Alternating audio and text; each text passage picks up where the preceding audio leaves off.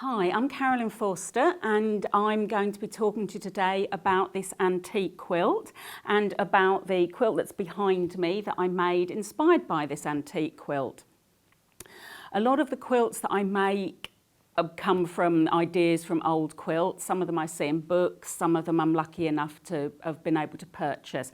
So this particular quilt, it's a 1930s quilt. You can tell from the fabric, the prints in the various blocks. So this little flimsy, it's exactly the same block as we had in the original quilt and that I have behind me, but it's really cut down the colours. So if it was something that you wanted to, I've used this to highlight like a particular selection of fabrics that I really liked. And it gives it quite a sort of a fresher, lighter, more contemporary feel. So this is what I've done here. And this is going to be the block that I'm going to be just showing you how, in which order to hand piece things.